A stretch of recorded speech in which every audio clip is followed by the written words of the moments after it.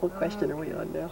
So, okay, the 1987 Grand Canyon Rendezvous uranium mine action. There was a demonstration at one of the uranium mines on the north rim of the Grand Canyon, and I wasn't there, but I heard it was great. There were people dressed up in animal costumes, and they were blocking the road, and they were chaining themselves to the gate, and they were climbing all over the tailings piles like it was a sandbox, and creating a big uproar, and there were police driving in and out of the forest roads, and I was driving out in my van with kids because there were a lot of people there that had children, and they wanted to be in the action, but it wasn't really good for the kids to be around all the uranium dust of these tailings piles on the outside of the mine. So, actually they're not tailing piles because it wasn't a mill. We want to be technical about this, but there they were. So, during the action at the 87 Rendezvous, I took a bunch of kids and some other people, and we went to a motel in Kanab, Utah, and we took care of the kids so they wouldn't be exposed to the uranium dust, and they could still be, the parents could be part of the action. So the kids hung out and swam in the pool and ate sandwiches, and Sargon put on magic tricks for them, and they were in a good, safe place, which was real important because, you know, if you can't sacrifice your kids to to your actions. So they got to be happily entertained at the Happy Trails Motel and played in the pool, and then everyone came back. Not everyone did come back. Some people went to jail, and they had to get lawyers, and they transported them to Flagstaff, and they got out after a couple of days. Peggy wasn't there. How has the campaign progressed? Has there been any kind of success or any big failures, or what's gone on since '87? Well, not really a lot. The Forest Service determined that they wouldn't do a cumulative environmental impact statement, that they would do an environmental assessment mine by mine. They did do an environmental impact statement on one of the mines, in which they concluded there was no significant environmental damage anticipated. So Forest Service gave it the rubber stamp. And the Havasupai Indians have been most persistent in appealing on the basis of the First Amendment. And after a year of deliberation, the judge ruled this spring in favor of the mining company and against the Havasupai. So I don't know where that stands in the court process right now. It hasn't been very hopeful in terms of the inhabitants of this land, and it usually isn't very hopeful because those people, organizations who have control over what happens here, have a lot of political power, and they have a lot of money, and they have a lot of PR that makes it all look okay, and they wear everyone out, and then they go about what they wanted to do anyway. So it's usually not a short-term victory. Do you feel pessimistic then about all the work you put into the campaign?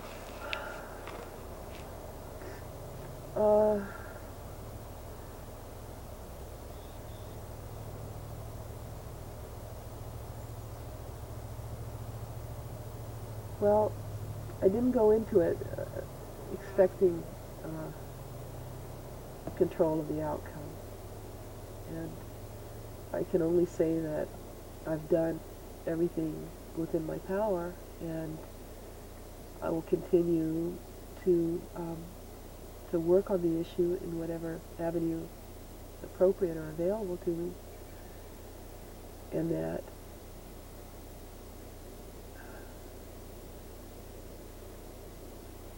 I can't say what the outcome is going to be. You know, and then people, because of global warming, they want more uranium so they can have more nuclear power plants. I think this is just a small piece of the picture, and I think that there's something in the big picture that's going to change everything, and my job is to do everything that I can in the meantime, because I think that digging uranium out of the ground is going to be a real moot point in a few years. I think we're going to have a lot more serious problems to deal with. So I'm just trying to hold things back a while.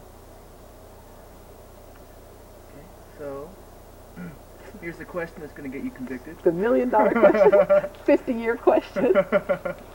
So what do you think about monkey wrenching as a tactic in certain situations? Despicable behavior. Utterly despicable, uncivilized behavior. When their right mind would do such a thing. Insane. I think that the media has no idea what monkey wrenching is. They have this whole thing portrayed as people with sabers between their teeth and Nazi boots up to their knees, and they're crazed on drugs, and they're out there, ripping up the landscape and running knives through people's hearts. Well, it's not like that, and it's never been like that, and it's not what it's about, and you cannot convey that to the popular press because there's a sensationalism about it. I think that monkey wrenching, whoever's doing it, whoever those people are, that it's an act of courage, it's an act of the heart, and that it is not a frivolous or a sensationalist thing, that it's people putting their very flesh and their lives on the line for the good of everybody. And those people who are out there trying to hold things back a little bit until maybe our laws can catch up, they're not just doing it for their kids or their friends. They're doing it for the kids of the FBI, for the kids of the people that are on the jury. They're doing it for the kids of the loggers, for the future of everything, of the lions and the raccoons and the bears and the birds and the waters and the rocks and the trees. It's not just a sensationalist action. It's an action of heart, and it's an action of courage, and it's something that I think when anyone looks into their heart and feels accountable, that anyone could consider. I think that that a blue collar worker back in Detroit, or that a grandmother in Sacramento, or a college kid, or I think that anybody who feels that their time has come probably feels a similar feeling. It's not an alien force. It's not something that only people with long hair suddenly get crazed to go out and do. It's the same kind of feeling that you get when you drink your tap water and it tastes bad, and you've tried to have some control over that, and you realize that you don't, and you want to step out and do something about it. It's a very human urge to protect your nest, to protect that which sustains you. It's not a strange, crazy thought, and I think that people who are putting themselves on the line that way are like a seawall against this huge wave of destruction. There's like across the globe, there's this wall of devastation that we're doing all the way from the top part of the atmosphere to the shell of the earth, and that those people are just trying to hold it back a little while, and they can't last, and it's not going to save the world. What has to happen is you have to look back and see that suddenly the human community has come forth, and that people have realized that we've got to come together on this, and that whole waves of people will come again and follow, and will work to change laws, will work to encircle with their bodies in large groups places that they will not tolerate being destroyed anymore, and that it becomes not just something that the few are doing at great cost for the many, but something that holds time, and that also allows the rest of us to see within ourselves the possibility of human courage again, because without that we are sunk. So it's all of those things.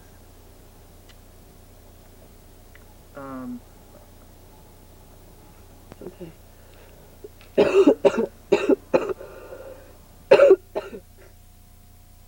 And that phone just keeps ringing.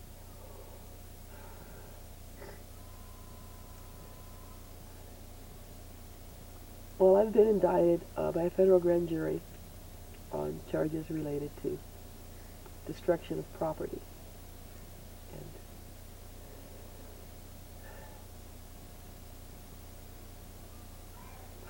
how to do this? Take your time. I can snip you now. Yeah, you can do all that. So evidently the United States government considers me an enemy of the state because they spent a lot of money, several millions of dollars at this point, investigating my life and the lives of my closest friends. And this is evidently because they feel that we're very dangerous people, and that, which we aren't, and that we pose some kind of dreadful threat to the security of this nation, which we don't, and that their interests in nuclear power and in the profit motive are so important that it justifies the invasion of my most private life. And I spent months, I don't know how long, maybe a year, in which my house was bugged. My house was had listening devices in it, and my phone was tapped, and probably still is. I lived in a house with Mark Davis and my 2 children and his 2 children part of the time. And everything that went on in that house was listened to by an agent of the United States government. And I think the hardest part of this whole thing is the violations that created in my life. To have everything that was said in that house and everything that was shared in that house be on tape and listened to by complete strangers, by people who had no connection to my life whatsoever, to have it now on transcript, stacks this big of typed transcripts of what went on in my house, as though I were some foreign country, some enemy of this country. We are the people, and I am the people, and I am not an enemy of this nation. I am a person who loves this land and who loves my children, and who will give my best to see that what I love will continue. And we think it's okay to send people over to the Middle East to protect our oil interest, and that's like a really heroic action that we have to do that. Well, I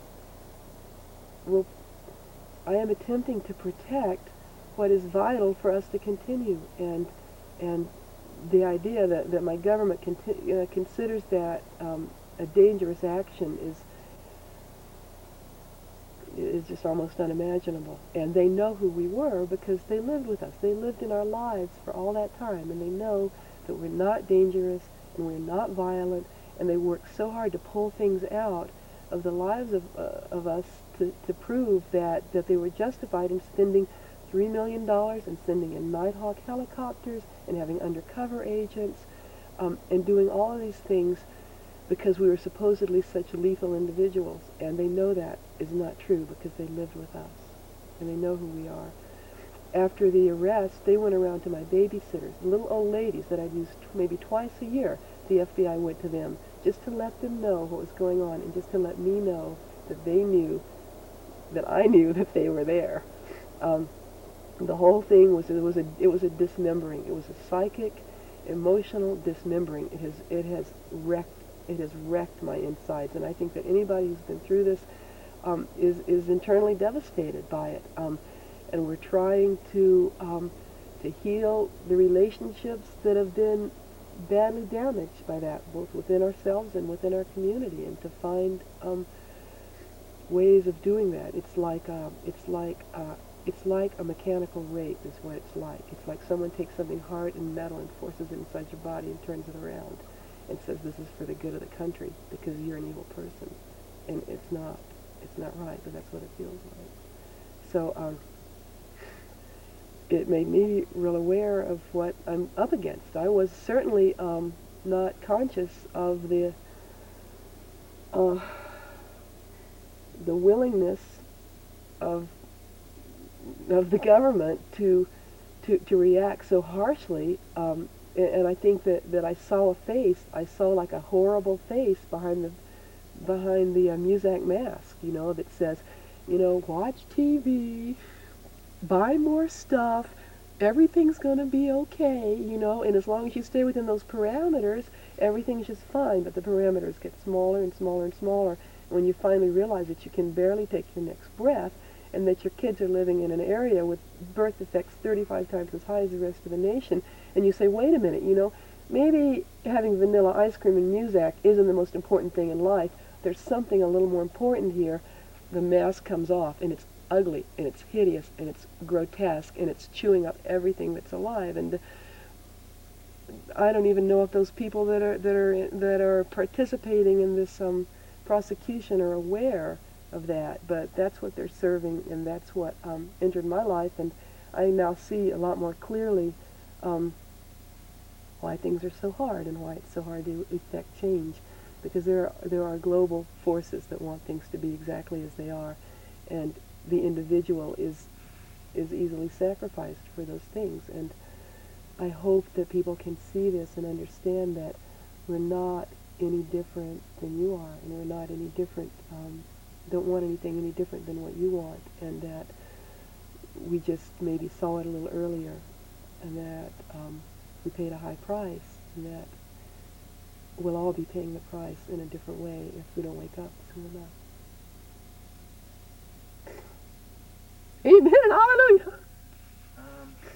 So do you have any advice to people who transgress the law first? Well, speak softly and carry a big stick. Yeah, I would say do civil disobedience with a bunch of people, and know what you're doing, and if you're going to do something illegal, don't go talking about it. If you're into it because you're like the Marlboro Man, and you think that you're a big hero because you're going to go out and knock something over and then go back and brag about it, forget it, because that's not what it's about, and it's not worth the pain. It's call in the darkness and go very quietly if that's your chosen path, and I think it's real important to I don't know, cling, bond closely to those other people that share your heart, and try to build those bonds with people who see things in the same way that you do, and don't be so eager to impress strangers because we don't need to impress anybody, and that's probably the downfall that we discovered. Is there anything about people have images of what FBI agents and spies are like, that they're always trying to find out everything, or that they slink away in corners of rooms, or they look like this. Was there anything that, once people were arrested and it was revealed that this guy Mike Tate, who's really Mike Fain, had been infiltrating your community and your friendships, was there anything that particularly surprised you about how this guy was able to pull it off? Well,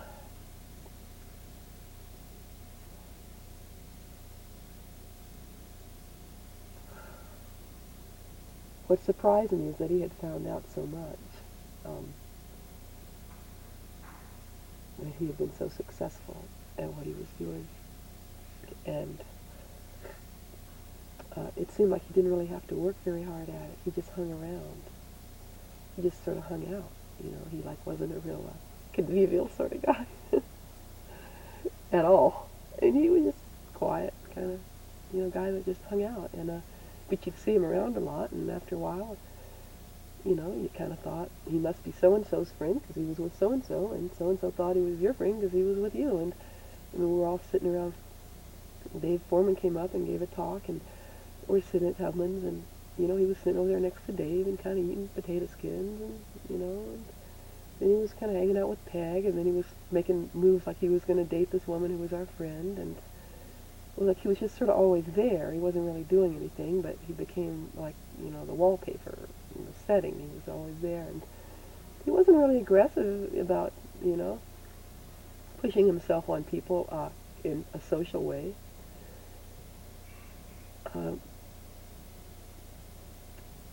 It's as though we wanted to bring him in, kind of like he was a lost puppy, and he wanted to be with people and kind of needed some help, and so people were soft-hearted and thought that he, would be good as part of our group, and he didn't. He was strange. He said he worked for Clamshell Alliance, but nobody checked it out, and he had all these little stories that sort of like that were kind of vague. But he didn't come on strong. He didn't try to muscle his way in. He just waited, until people started to take him in. And I think they targeted his personality to Peggy's. I think because Peggy was close to Dave, I think they created him in a certain way that he was the kind of person that she'd want to take care of. I think that it was deliberate. It was the personality that it came up with. If they'd sent, this sort of like bon vivant intellectual sort of guy out, with this raging kind of person, I would have just been right there. But luckily, they didn't, so I didn't talk to him, but, they know who they're sending out.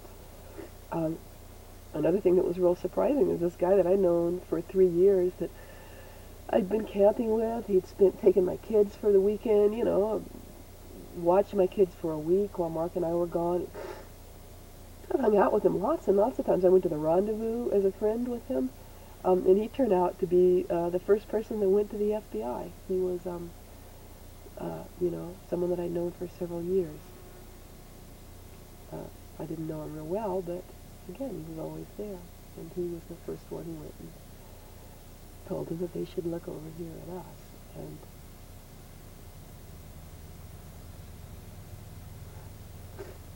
I don't know what to say about that. I mean, he was a stool pigeon, he wasn't an agent. So, I didn't talk to him too much because I had no need, to discuss these things with him, but he was at the women's ritual, tending the fire. This guy with other body tapes on. So it kind of breaks you up inside. And then you just have to...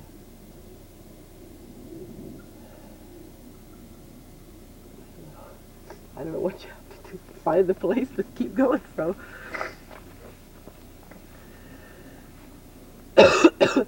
Doesn't really, those agents, it's like it's their game, and I'm just not, I really didn't talk to them, and I sort of watched it from a couple of steps back, because it's not really, it wasn't in my nature to involve those people in my life. It's like they were there, and I didn't, they weren't people that I really wanted to open up to that much. And I don't know why. The thing that was really just the hardest for me was that breaking that happened between Mark and I, and then with all the tapes in there, that like it was all, public domain. That was the worst of it. The agents, they're so screwed up. They're just they have themselves brainwashed about what we're trying to do. It's like they have to go back to central headquarters for reprogramming after they've been with us to make sure they got the party line straight again. Well, it sounds like from that 3-minute cassette that Vane actually was somewhat sympathetic to you folks. Well, I think he knew we weren't dangerous, and that it was a politically motivated campaign, and that maybe if he stayed around longer, he would have crossed over. They knew we weren't dangerous, but they knew that they had political reasons. And I don't know who's at the bottom of this. I saw the order to bug my house, and it was signed by Edwin Meese. Edwin Meese signed the order to bug my house 6 miles out of Prescott, Arizona. So it must be big shit, because, I don't know anything about Edwin Meese, and I don't know why he wants to know about me. But it's politically motivated, and I think it's profit motivated, and that's the ugliness of profit. When did he sign that?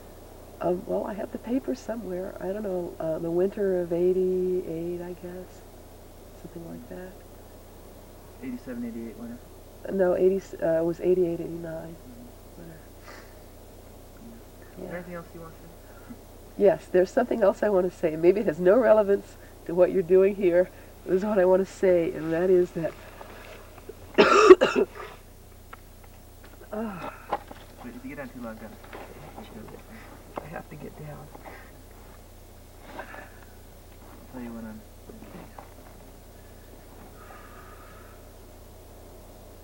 Okay. I want to say that we belong to this earth, and this is where we belong. Let me... the white on this.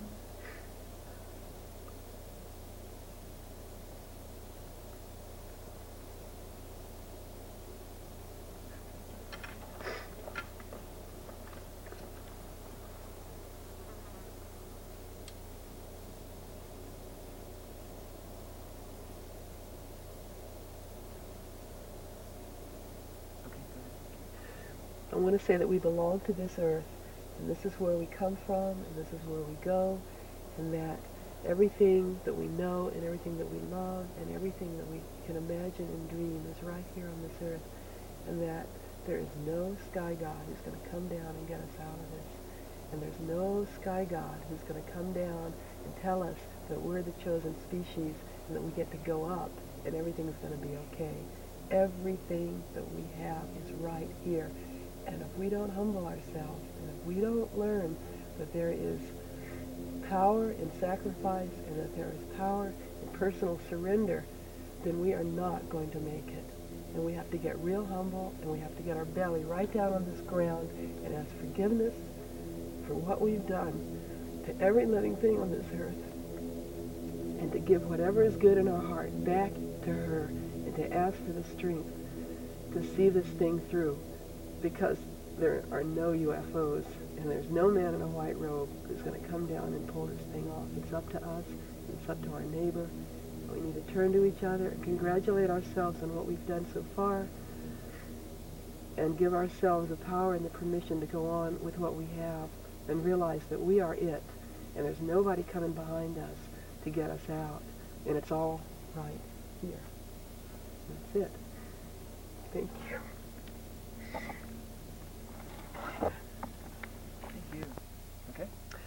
If Peg should be watching this for some reason, or other perchance, I want you to know that I love you, and I will always love you, and you are so important to me, and that I am bonded to you forever.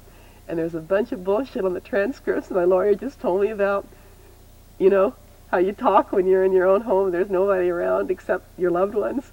Well, we're just going to have to deal with that, you know, and I know you'll understand, and I understand, and I don't know what's there, but I know what's in here, and you know what's in here. And remember when we went up the peaks together on that hike that afternoon, and how we wanted to find out what it was all about all the way down, and I think we're finding out, and if we have to be apart to find out, that's part of the plan too. I love you. All be well with you, my sister.